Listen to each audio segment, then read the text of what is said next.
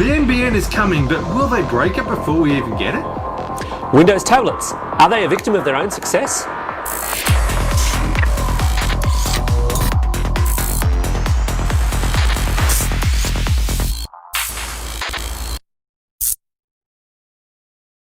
Welcome to Vertical Hold, the tech show where we channel surf through the headlines in search of the big picture. I'm Adam Turner, and I'm here with the hardest working man in show business, Alex Kidman. That's Mr. Bojangles to you. Sorry, Mr. Bojangles. Tell us what's new in tech. Apple's made a commitment to the ACCC to no longer mislead or potentially mislead its customers regarding statutory warranty rights. It's a kind of complicated issue under Australian consumer law because goods are meant to last for a reasonable amount of time, but there's no actual number put on what reasonable means. In Apple's case, it appears that it's going to mean at least 2 years, maybe more for more expensive goods. The practical upshot of this? If you've recently been knocked back for Apple on some kind of warranty claim, it might be worth giving them a little tap on the shoulder.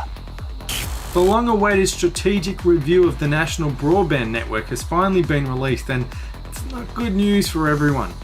Under the new plan, it looks like a third of Australian homes will be pushed over to the pay TV cables for broadband, and a third will rely on fibre to the node instead of fibre to the premises. Unfortunately, the NBN is starting to look like a bit like the hodgepodge mess that it was supposed to replace. Twitter has launched Twitter alerts for Australian emergency services. The way it works is that you still sign up to follow the emergency service you're interested in, so the local fire service or the cops or what have you. But then when they've got a serious tweet that they need to send out, instead of relying potentially just on it being retweeted or you picking it up some other way, if you've signed up to follow them and signed up correctly, it can also optionally be sent out as an SMS or push notification to your smartphone. Australian internet video users received a string of early Christmas presents. Quick Flicks is coming to LG smart TVs, plus it's also replacing the mediocre Casper service on TiVos. Meanwhile, Android users are finally getting access to ABC iView, plus Foxtel Go will be there for Samsung Android users. And that's the news bites. Now Alex, you've had some thoughts on Windows tablets. Why haven't they perhaps been the success that Microsoft was hoping for? Well look, I think there's a couple of reasons. The simple fact of the matter is Windows 8 has been here for a while, and I don't think it's any particular secret that there's a certain proportion of the user base that's just not that keen on it. But a big proportion. Well, depends who you ask, of course. But look, even leaving that aside, even leaving aside those who do or don't get Windows 8, Windows tablets themselves, and I'm talking here in the consumer space, not so much the business space, but Windows tablets have not really been the kind of barnstorming success to take on the iPad, to take on all those cheap Android tablets that Microsoft might have hoped. And I've come up with a theory as to why this might be. Now, I've been testing out a whole bunch of Windows tablets because we've seen a whole bunch appear alongside Intel's new Bay Trail Atom processors. Now, these are processors that potentially, or theoretically, offer much better battery life and kind of reasonable mid-range performance. That's what Atom's always meant to have had. And up until Bay Trail, it was kind of, well, the battery life's okay, but God, these things are slow. Bay Trail is reasonably quick without necessarily actually being a core processor. So, you know, I've been looking at things like, you know, I've got the Toshiba Encore tablet here. Nice little, relatively cheap tablet. I mean, the cheapest entry-level model for this is $400. You can't buy a Windows 8 license and Office, which comes on it, $400 easily as a consumer. Yeah. So, you know, there's a certain part of my brain that says, well, hang on, why aren't these, you know, rushing off the shelves to the same extent as, for example, a Retina iPad Mini? Now, you can talk about the kind of the physical build quality, and you know, you stack the two of them side to side, and it's not kind of hard to see which one's thinner, and equally screen resolution and stuff like that, it's not all that hard to see which one's got the better screen either. But the fact of the matter is the Toshiba I just held up there, it's a bit cheaper, and you'd think that might actually play into the market a bit as well. I don't entirely think it's that. I think it's partially that. What I think it is, in a way, is I think Windows tablets in the consumer arena are a bit of a victim of Windows' success in the business arena. How so? Okay, so you work in an office, you work all day, and the odds are extremely high, based on, you know, the sales figures that we know, that you work on a Windows machine. So you're sitting there and you're working at a spreadsheet, you're working at word processing, whatever it is that you do. all day, every day. The thing is, that's what you're used to when you're at work. Now you get home, you kick back, you stick whichever sports code or movie or whatever it is you want to watch in front of the TV, and you do what loads and loads of people do with tablets, which is the whole second screen experience. You're kind of half watching the game, you're kind of checking your Twitter feed or whatever. Now, it's perfectly feasible to do these kinds of things on a Windows tablet. There's very little stopping you. Not only are there browsers, but there are apps. They are in the tablet space, undeniably I think, lagging a bit behind where Android and especially Apple are in terms of pure tablet apps. But the big hitters are there. There's no doubt the big hitters are there. And for a lot of the big hitters who aren't there, the web is there. The thing is, when you're doing that, you're doing it with the same interface that you're using at work. And what I think that does is it creates that kind of subtle effect of, ooh, I should really be working. This feels like I'm working. I don't like this as much. Whereas by adopting a slightly more consumer-centric, maybe a little bit more fun approach, I think that's where your iPad or your Android tablet stands out. It's not what you use at work, therefore it's your consumer relaxable kind of commodity. Yeah, that's one of the ways that I kind of found to justify the place of an iPad in my life as well, is that I spend my day sitting in front of a computer, sort of jumping between Windows and Mac, and at the end of the day, even a nerd like me, I really don't want to sit in front of another computer on the couch. And picking up the iPad kind of feels like I'm not working. I've picked it up to do relaxation things, to consume content, and even it says to my family, if my family sees me sitting there using a notebook, it's like, is Dad working? Is he reading the paper? Is he looking at Dilbert? I don't know.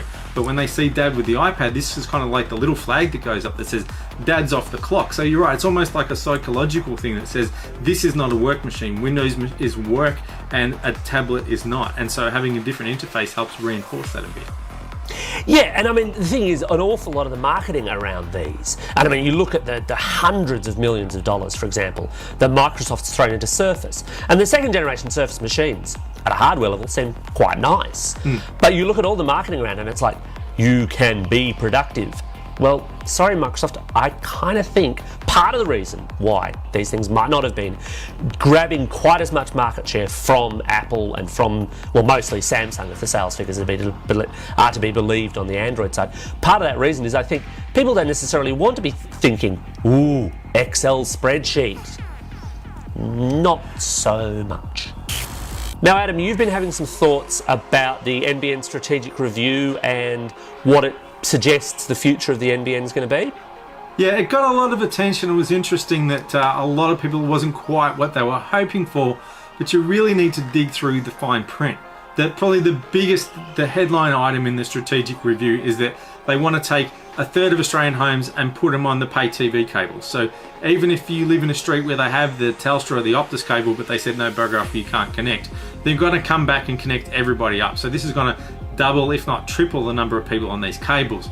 Now, if you're an Optus cable user, you're probably not very happy with this because the Optus cable in particular struggles under the load as it is without dumping all these extra people on it. Now, if you read the fine print in the strategic review, there is one or two paragraphs, three paragraphs that talk about how they're actually going to improve the HFC cable to handle all these extra users. Now, that's interesting, but the fine detail doesn't fill me with confidence. There's a lot of information on how they're going to improve the uploads and the download speeds, but there's not so much information about what they're going to do to deal with congestion, and that's what the problem is with the cables. It's not that they're not fast enough. You can go out and get cable today, and when you're lucky and the wind's blowing in the right direction, get 100 megabits per second. The problem is that half the time you're getting 2 megabits per second because all your neighbours have just come home from work and school and decided to hit the internet, and it falls over for everybody. So that's what we're worried about. The government said, oh no, we're going to overhaul HFC, it's going to be fine, trust us. And then in the next breath tell us how much money they want to skimp on and how much they want to save money building this thing. So we're supposed to trust them in that they're trying to do it on the cheap, yet they swear hand on heart that they won't do the HFC upgrade on the cheap and that they won't skimp on the copper as well, because they're going to have to go and measure people's copper lines to see if it's good enough or if it needs to be replaced. Now all they need to do is change the criteria and go, yours is close enough, you'll be okay. The really nervous thing is last week they even changed the fine print that says we're not even going to guarantee you 25 megabits per second to your house. When we say guarantees, that's the guarantee what we'll deliver to the wholesaler. What you get, well, that's your problem. So Yeah, a lot of people. that was the bit of detail really that jumped out at me. Yeah. That the strategic review essentially said, look, there are no speed guarantees anymore. Yeah. And the issue there is that, for a lot of people, in fact, this could lead to the NBN being a downgrade. It's also, as I understand it, not terribly clear what happens in a competitive sense with that HFC cable, because historically it's always been just an Optus or Telstra game, hasn't it? Well, that's the thing that the strategic review conveniently overlooks because it's outside its scope. It just magically assumes that we'll be able to get it. And anyone who's been following this debate over the last few years knows how much of a fight we had to have with Telstra to get the arrangements we've got in terms of access to the copper and access to the pits. And they seem to think that Telstra and Optus are just going to roll over and go, yeah, have the cable, whatever. Optus in particular, this is their big chip that gets them back at the big table. Optus has now got something that we've said we're going to buy. And so they can just say how much. Are we going to buy it? Are we going to rent it? Is it going to be a wholesale arrangement? Nobody knows, but the strategic review just assumes this is magically going to happen. So that's one of the big things that's come out of it. It's like, you're talking about stuff that we don't even know how we're going to pull off. But I can understand people saying that's not the argument for now. Like I said, what worries me is the fine print about the upgrades. It is a bit too vague, and in the next sentence when they say they're trying to save money, it's like, well, that doesn't fill me with confidence, and I'm worried that, as you say, when there's no guarantee for speed, what are we spending all this money for now? To maybe end up back where we started, where it's a hodgepodge mess and someone on one side of the street gets 100 megabits per second and the person on the other side of the street gets 25 megabits per second. It's, oh, I'm sorry, you're just on the wrong network, and that's the way it worked out.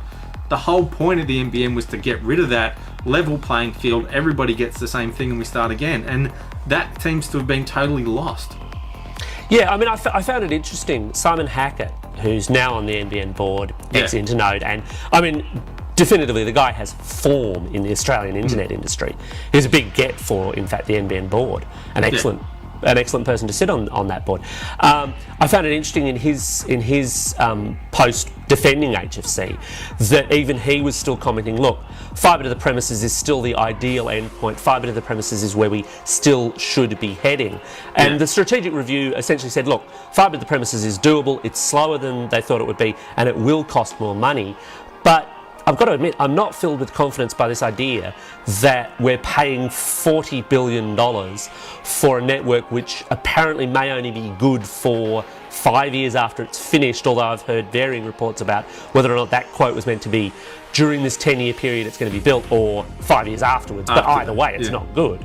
Yeah, exactly. It's interesting, a few people turned on Hackett and said, why are you defending HFC? But it was only a nerd's perspective, like a technical perspective of, yes, it can work. Because I wrote stories and other people wrote stories saying we're really worried that HFC upgrade's not going to work. And so Hackett came out and said, look, I'd just like to clear things up. Technically, it can be done. I still think fibre to the premises is the best way to do it. But if you do it right, HFC can do 100 megabits per second, similar to what fibre can do. And I think that Hackett, a lot of weight is now on his shoulders. He's our man on the inside who has to keep the bastards honest here, because they will cut corners wherever they can. For the last few years, they've been saying near enough is good enough. And we really need people like Simon Hackett in there, who's on the board to go, no, that's not right. If you're going to do it properly. So, I think a lot's resting on people like Simon Hackett right now. And it's that time again, love it or hate it. Alex, we're talking iPad mini. You love it? Well, I've taken the love it side of the argument. For this episode. And look, I mean, I think the iPad mini Retina, the new one, does just about everything that everyone wanted done with the iPad mini. Yeah. When the original model came out, people said, oh, love the size, but the screen, it's not Retina, it's just not quite good enough. Well, now, basically, it is. It's a little, if you're into colour temperatures and stuff, it's a little bit down from the Air, but it's also a heck of a lot cheaper than the Air. The other thing that they said, well, look, you know, it's based on the iPad 2, it's that little bit slower. Well, no, it's not anymore. It's basically the same internals, a little bit less RAM, but basically the same internals, and certainly from an experience point of view, and tablets are all about the experiences, they're not entirely just about raw benchmark numbers. From an experience point of view, you really don't notice it. So as such, if you're in the iPad market, and obviously there are people who are heavily, religious about this stuff and would only buy Apple, would only buy Android, would only buy Microsoft. But leaving that aside, if you're in the iPad market, I don't see what there isn't to like about this. Now, Apple sold a lot of iPads, and whether or not it becomes that kind of replacement iPad for an existing one, that's a tougher argument. But on its own merits, I think there's an awful lot to like about this particular tablet. Yeah, I'm going to go hate it here. Hate, it's probably a harsh word, but I guess the way I put it is I'd recommend people to think long and hard about the original iPad mini or a full-size iPad instead of the Retina, because you basically, it's kind of like putting a gold tooth in a rat. Really, the difference between the Retina display on the iPad mini is not as striking as the difference when the full-size iPad went up. And the same with the grunt as well. It's nice to have that extra grunt there if you're the kind of person who will call on it. For your average person, I think if the original Mini is meeting your needs, there's no reason to go up to the Retina. And if you're, I don't know, your parents or your grandparents or someone who's not that tech savvy and just wants to get a foot in the door for Apple, you're much better off pushing them to the original Mini. It comes in cheaper and will meet most people's needs. I've got a first generation Mini and I'm in no rush at all to upgrade it to the Retina. The other thing is the screen real estate. If you're just sitting at home on the couch, you really are better off going for the bigger 10-inch. And now the Air is so ridiculously thin and light that I wouldn't get the Mini Retina because of its portability or its size until you've seen the Air. It's amazing. For some people, the Retina will be just right, but I think for most people, they're better off either going down to the first iPad mini or up to the Air. But I think the Retina is just that sweet spot in the middle that for most people is not the right spot. And that about wraps it up for this episode of Vertical Hole.